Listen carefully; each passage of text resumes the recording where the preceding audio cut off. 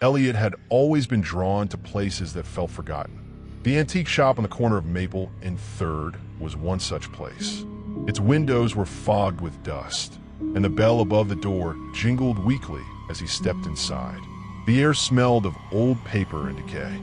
The shopkeeper, an elderly man with hollow eyes and a voice like rustling leaves, watched Elliot from behind the counter. "Looking for something specific?" he asked, his tone oddly knowing. Elliot shrugged, just browsing. He wandered through the cramped aisles, his fingers brushing against cracked porcelain dolls, yellowed books, and tarnished silverware. Then he saw it, a leather-bound journal, its cover embossed with swirling, almost hypnotic patterns. It felt warm to the touch, as if it had been left in the sun. The shopkeeper appeared suddenly at Elliot's side, making him jump. "That one's special," he said, his voice dropping to a whisper. "Be careful what you write. Some stories write themselves." Elliot chuckled nervously, brushing off the old man's words. "It's just a journal. How bad can it be?" The shopkeeper's expression darkened. "You'll see. But remember this. The stories you write, they'll write you too. And when they do, there's no erasing them." As Elliot left the shop, he glanced back through the window. The shopkeeper was gone, and the lights inside flickered as if the building itself were alive. That night, Elliot sat at his desk, the journal open before him. He hesitated, then decided to write about a happy memory, a sunny day at the park with their father.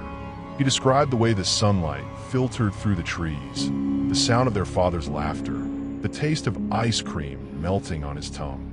As he wrote, the words seemed to flow effortlessly, as if the journal were guiding his hand. When he finished, he felt a strange sense of satisfaction and exhaustion. He went to bed, the journal resting on his nightstand. That same night, Elliot dreamed of the park, but something was wrong. The sky was overcast, the trees skeletal and leafless. Their father stood by the swings, his back to him.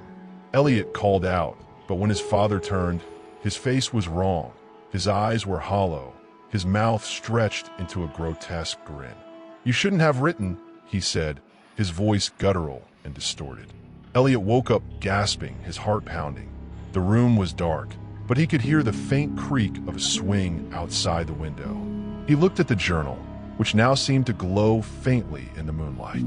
Over the next few days, Elliot became obsessed with the journal.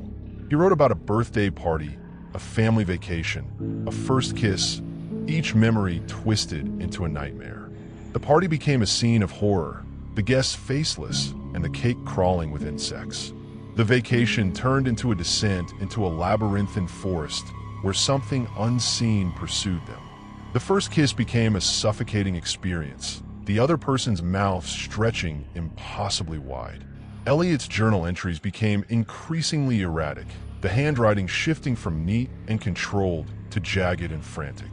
"I don't know why I keep writing," said Elliot, desperate and confused. "It's like the journal is pulling the words out of me. Last night, I dreamed of the park again, but this time, the swings were moving on their own. I could hear laughter, but it wasn't my father's. It was wrong." The next entry was scrawled in the margins. The ink smudged as if Elliot had been crying. "I tried to burn it. I swear I did. But the flames wouldn't touch it. And now I can't stop hearing whispers, even when I'm awake. They're telling me to write more, to finish the story." Elliot's waking life began to mirror the nightmares. He found himself in places he'd written about, surrounded by the same eerie details. People around him started acting strangely, their faces flickering with the same distortions from the journal's twisted visions. One night, Elliot's best friend, Mara, came over concerned about his erratic behavior. Elliot tried to explain, but the words came out jumbled and incoherent. Mara picked up the journal, flipping through its pages. "Elliot, this is insane," she said, her voice trembling. "You need to get rid of this thing." As she spoke, the room grew colder, and the shadows seemed to stretch and twist unnaturally. Elliot tried to warn her, but the words caught in his throat.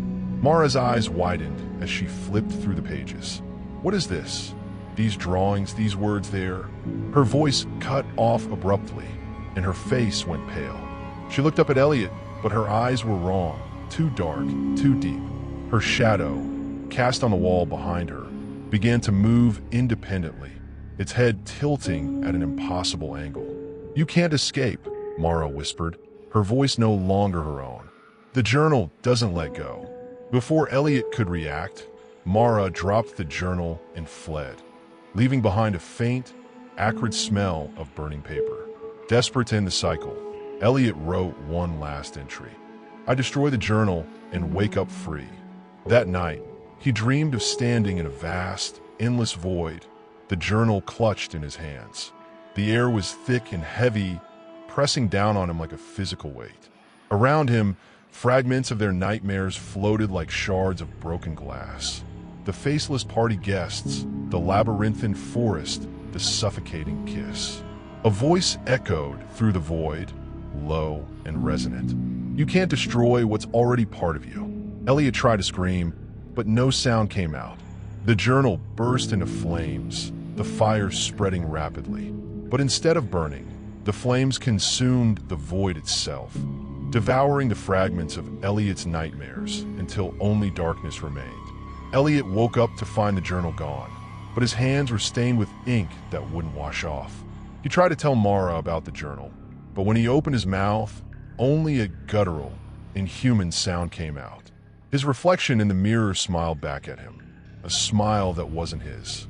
"Now you're part of the story," the reflection mouthed, its voice a distorted echo of Elliot's own. The story ends with the journal appearing in another person's life, a co-worker of Elliot's who always admired his writing.